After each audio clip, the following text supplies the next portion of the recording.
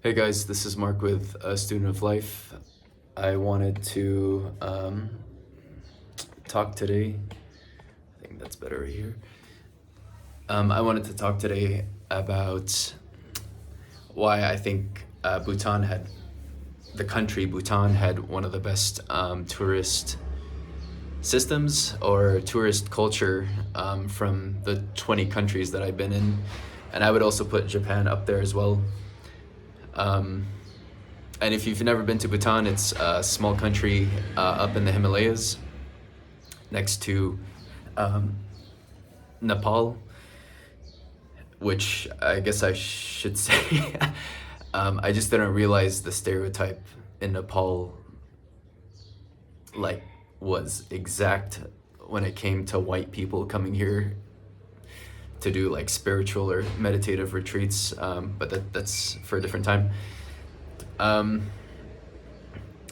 reason why I think Bhutan had the best tourist system, and why I highly advise or recommend for you to visit is because their tourist industry has been nationalized under the government, and the way they structured it, the culture in terms of how to treat people that visit their country is that of a guest coming into your house. Because the moment you land into the airport to getting off the plane, there is zero how do I put this?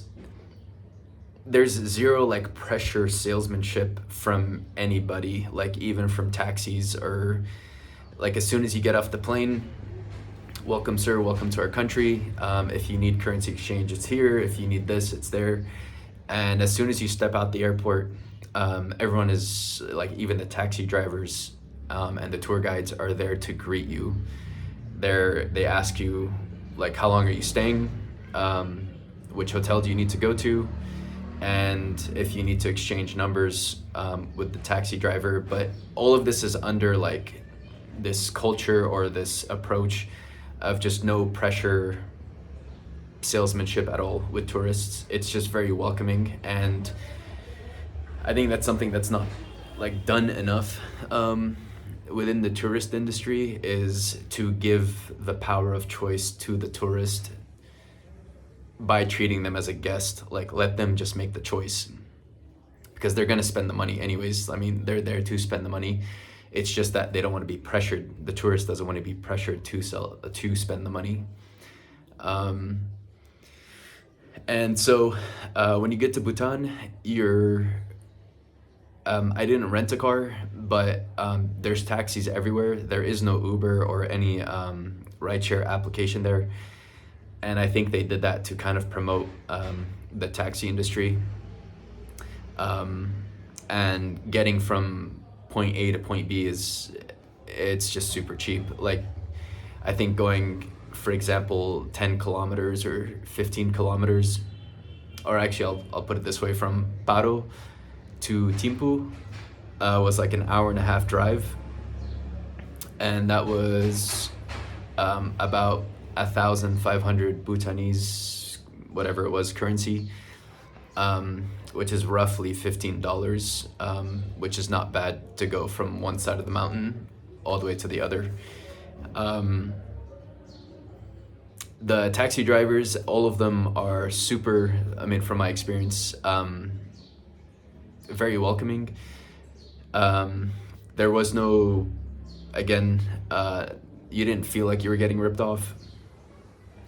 And there's a differentiation between taxi drivers and tour guides. So in Bhutan, if you want to go to landmarks, whether it was Tiger's Nest or to a Buddhist stupa or temples, whatever it is, it's required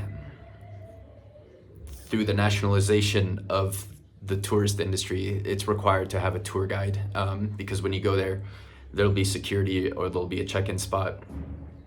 Even when you want to go buy a ticket, they'll ask if you have a tour guide, and if you don't, they won't let you in.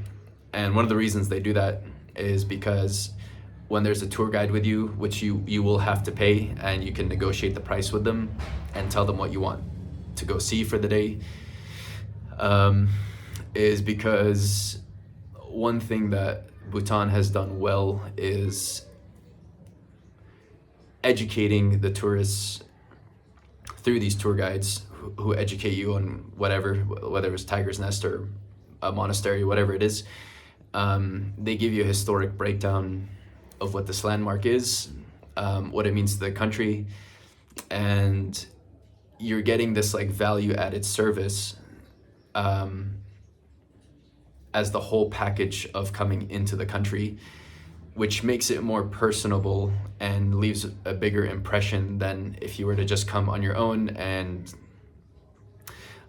just like go through a checklist of where you want to go in the country, and then you show up to the monastery up on a mountain and take a selfie, post it on social media, and then like off to the next thing. They don't really give that freedom unless you're with a tour guide in Bhutan, but the tour guide is there to to enrich the context of your visit in the country, which to me has left a more memorable impact than any other country, because of all these things that I'm mentioning. And the last thing I will mention is that the food in Bhutan, in my opinion, I've been all around Southeast Asia, and now I'm in the Himalayas because I'm in Nepal.